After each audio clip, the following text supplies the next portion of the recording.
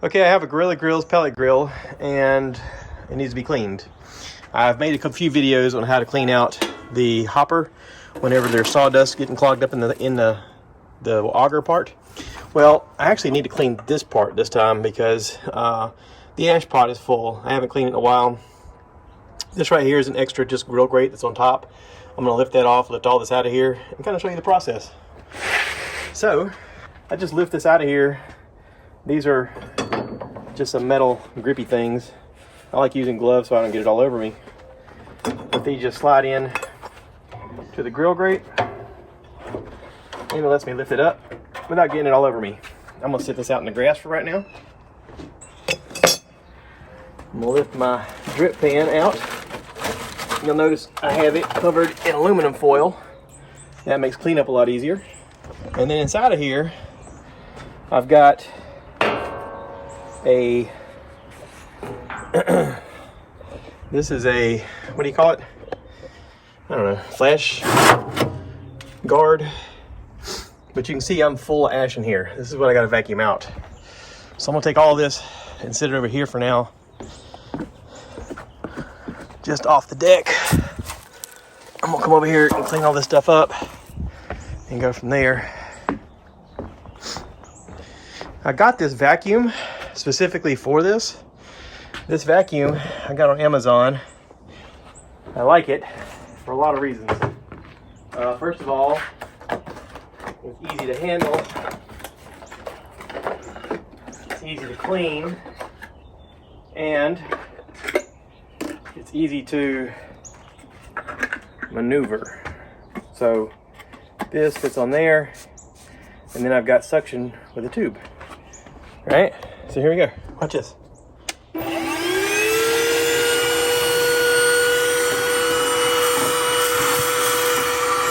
Just like a shop vac, that's a little more convenient. Of course, I'm doing this with one hand.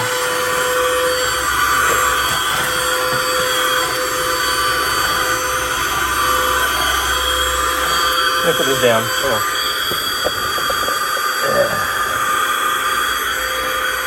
Canister just pops off. I've got a filter. Oh yeah.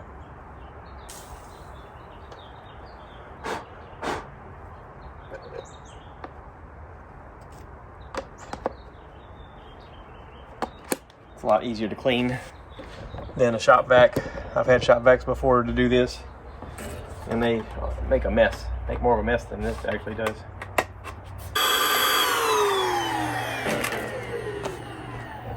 All right, you can see that's all cleaned out. Now, I do want to clean this out again just to make sure that there's no ash buildup. Not ash buildup. The pellets, when they get wet, they can cause like a little clog in there. So I'm going to use my scooper here. This is just a regular cat litter scooper. I'm going to scoop some up and then kind of shake it over the edge here. And any of that dust should fall through. Whatever doesn't, put back in here. And I'll just kind of go through the whole thing. As you can see towards the bottom here, some of the pellets have gotten wet. We did have some really bad weather. I didn't have this covered, and this needs to be vacuumed out and cleaned out. This is where this comes in handy. Show you what I mean. I'll set this up so you guys can see. All right.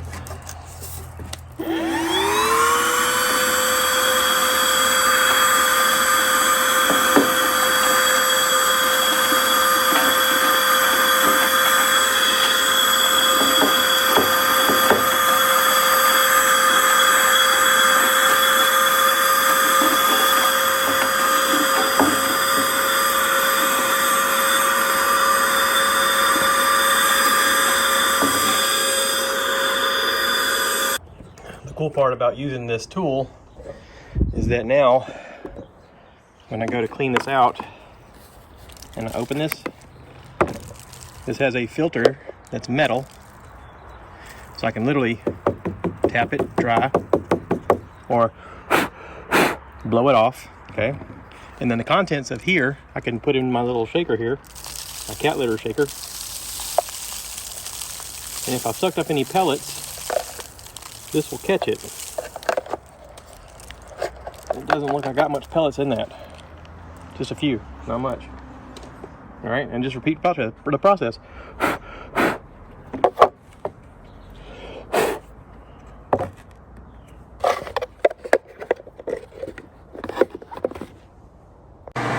All right, I turned it on so that the auger would turn, and that way I could use the vacuum to suck up all the little dust particles. You can see some of them are starting to churn up a little bit.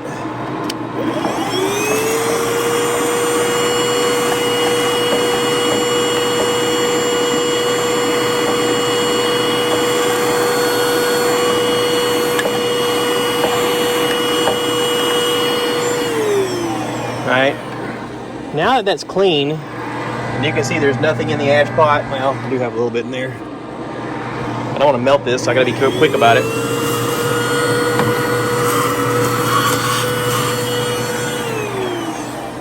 I can start to add a few pellets in here. And I don't want to add more ash to it. I can do it a little bit at a time to get it started. And this may not cycle on, by the way. I'm just gonna put in a few. All right, so everything's feeding through. I got a little bit of a fire in there. Temperature's starting to rise just a tiny bit. I want to focus my attention now on cleaning my mess over there. All right, a couple things I like to do right off the bat with this heat shield thing. That's what it's called, a heat shield.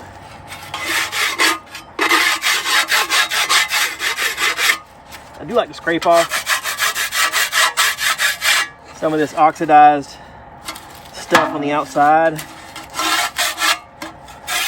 I don't know if it matters in the long run.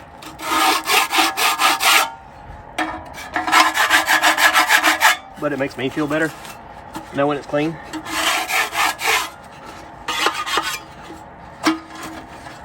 All right. That's ready to go back on the grill. So I'll take this back over here. Slide this back into its little form. Right there. That's the heat shield. That's where it goes. Come back over here. Sit you guys down. All right. Next step is my pan. I want to pull this aluminum off, aluminum foil, and replace it. Now this makes cleanup a lot easier than having to clean the pan every time, because as you can tell, you just pull this aluminum foil off, and all of that caked on stuff comes with it.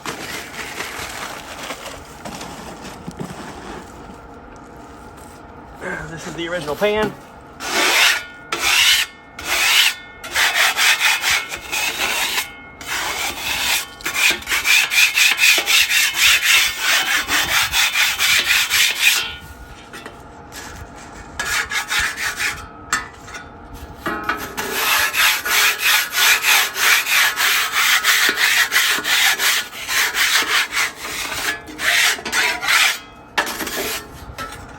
All that needs now is a new piece of aluminum foil on it. And I can put it right back on the grill. So where's my aluminum foil? Let me go get it.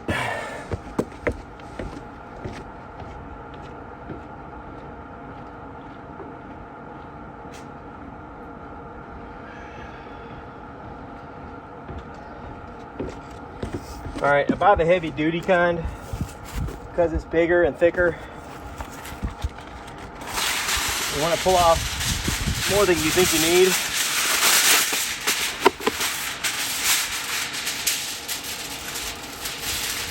Cover the surface flat.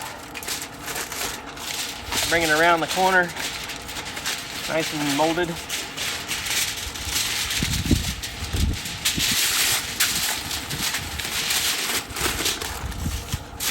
Up here, again, bring it around the flap. Nice and molded. Okay.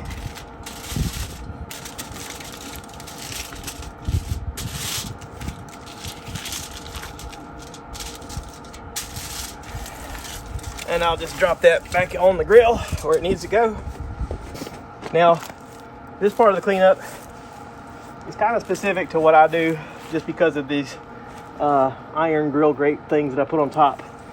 You don't have to use these, but I do. So first off, I'm gonna take the old grill grate and just kind of clean it towards the trash. It ain't gonna hurt to be in the yard.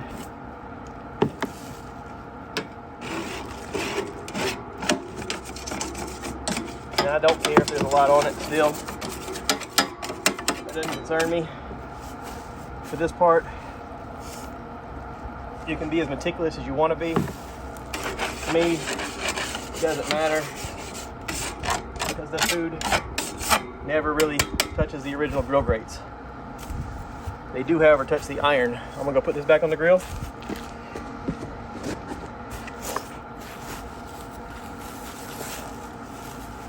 They're gonna drop a lot of stuff off of them.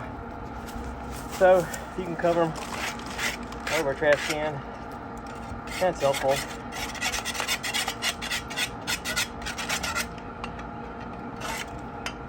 If you use a wire brush, you're gonna get more of it on you. I just use a paint scraper. It doesn't have to be perfect.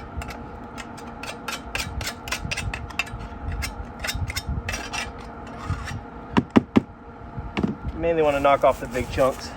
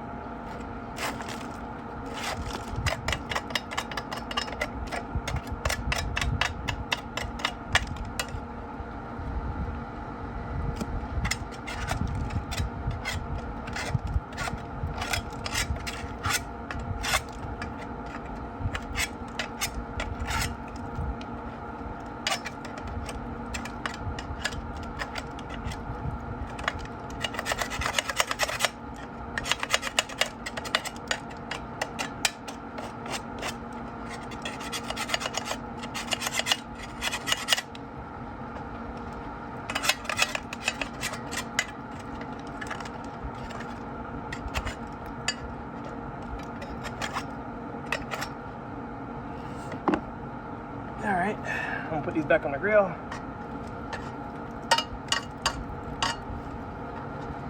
Like that. All right, so right now you can see that I got an error code C5, which basically means it tried to light and it couldn't light. I'm gonna let this thing cycle down all the way and then restart it, and it should run fine after that.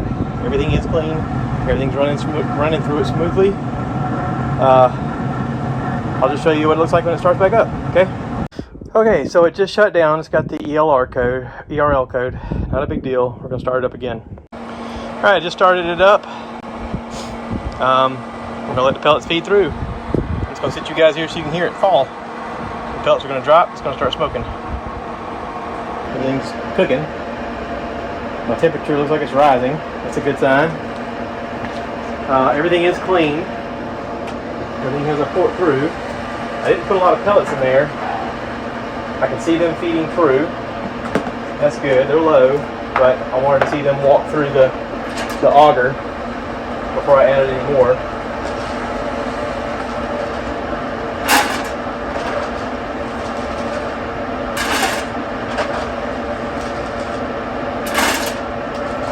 I don't need a lot in there right now.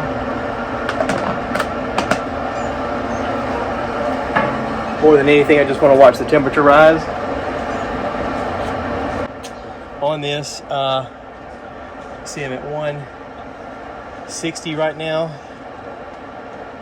I want to get it up to about 300 before I turn it off, just to make sure everything's smooth. I'm sure it is, but yeah, this has to be done once in a while.